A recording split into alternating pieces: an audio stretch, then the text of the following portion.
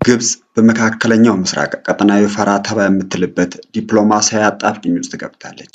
ካይሮ የባህረ ሰላጤው ሀገራትን ከኢራን ጥቃት ለመከላከል ከቴሄራን በተቃራኒ ቆማ ጦሯን በአቡዳቢ አስፍራለች። ኢራንን በማጥቃት ዘመቻ ውስጥ ግን መሳተፍ አትፈልግም። ካይሮ ከእስራኤል ጋር የጦር ጥምረት ፈጥራለች ላለመባልም ጥንቃቄ አብዝታለች። ለምን? ጤና ይስጥልን የኢትዮ ግሎባል ቴሌቪዥን ዜና ተከታዮች፣ በሰሞነኛው የአሜሪካ እስራኤል የኢራን ጦርነት ላይ እየታየ ያለውን የአረቦች በሐሳብ መከፋፈልና ግብፅን ፈራ ተባ ውስጥ እንደከታታት ምን እንደሆነ በተከታዩ ትንታኔያችን ለማየት ወድናል። ተመሳሳይ ትንታኔዎች እንዲደርሱና ወቅታዊ ዓለም አቀፋዊ መረጃዎች እንዲደርሱት ቻናላችንን ሰብስክራይብ ያድርጉን። በቀጣይ ምን አይነት ጉዳዮች እንዲተነተኑ እንደሚፈልጉ በአስተያየቶ ተሳትፎን በማድረግ አብሮን ይቆዩ። ግብጽ ከቅርብ ጊዜ ወዲህ በተባበሩት አረብ ኤሚሬቶችና በሌሎች የባህረ ሰላጤው ሀገራት ውስጥ የጦር ኃይሏን በማሰማራት በመካከለኛው ምስራቅ የደህንነት ሚናዋን ለማሳደግ እየሞከረች ነው። ሆኖም ካይሮ ከአሜሪካና ከእስራኤል ጋር በቀጥታ የተያያዘ ቀጠናዊ የመከላከያ ትብብር ውስጥ ግብጽ ተሳትፎ ለማድረግ እየተጠነቀቀች መሆኗ ትኩረት ስቧል።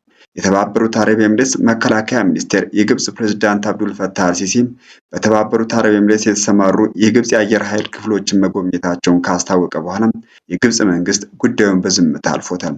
ይህ ዝምታ ግብጽ በቀጠናው ያላትን ሚና በጥንቃቄ እየመዘነች መሆኗን ያሳያል። በባህረ ሰላጤው ሀገራት ላይ የኢራን ድሮኖችና ሚሳኤሎች የሚፈጥሩት ስጋት ከፍ በማለቱም ሳውዲ አረቢያ፣ የተባበሩት አረብ ኤሚሬትስና ሌሎች የባህረ ሰላጤው ሀገራት ተጨማሪ የመከላከያ አጋሮቹን እየፈለጉ ነው።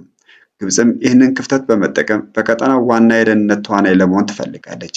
ነገር ግን ዋናው ችግር ግብጽ ከእስራኤል ጋር ግልጽ የጦር ትብብር ለማድረግ ፖለቲካዊ ፍላጎት የሌላት መሆኑ ነው። ለዚህ ምክንያቱ ደግሞ ካይሮ በውስጥ ፖለቲካዋ የህዝብ ቁጣ ያመጣብኛል በሚል ከኢራን ጋር ያላትን የዲፕሎማሲ ሚዛን መጠበቅ መርጣለች። ከዚህ በመነጨም ከእስራኤል ጋር የሚታይ የጦር ትብብርን እየሸሸች እንደሆነም በርካታ ተንታኞች እየተናገሩ ነው።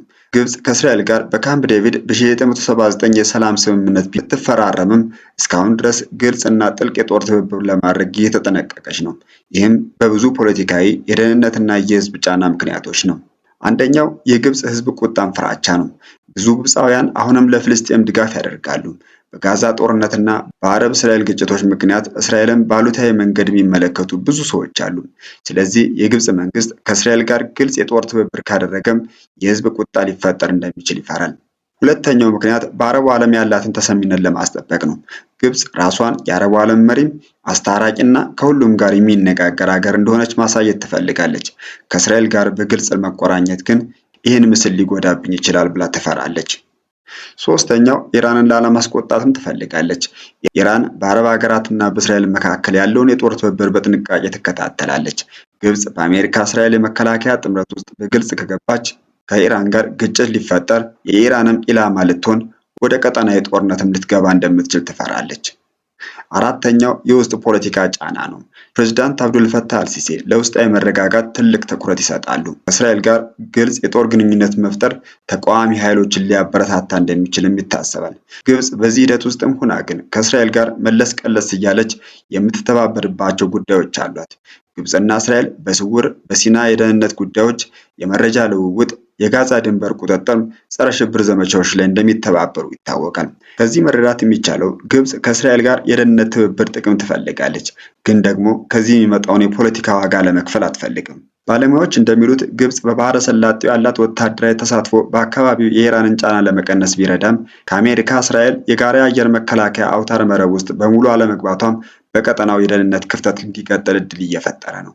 በሌላ በኩል ኢራን ይህንን የግብጽ ጥንቃቄ እንደ ድክመት በመመልከት በቀጠናው ላይ ተጽዕኗን ለማስፋት እየተጠቀመችበት ትገኛለች። በአጠቃላይ ግብጽ በባህረ ሰላጤው የምታደርገው የጦር ተሳትፎ ቀጠናዊ ሚናዋን ለማጠናከር ቢረዳትም ከእስራኤል ጋር ያላት የፖለቲካ ርቀት የቀጠናው የጋራ የመከላከያ ስርዓት በሙሉ እንዳይሰራ እያደረገ ነው ተብሏል።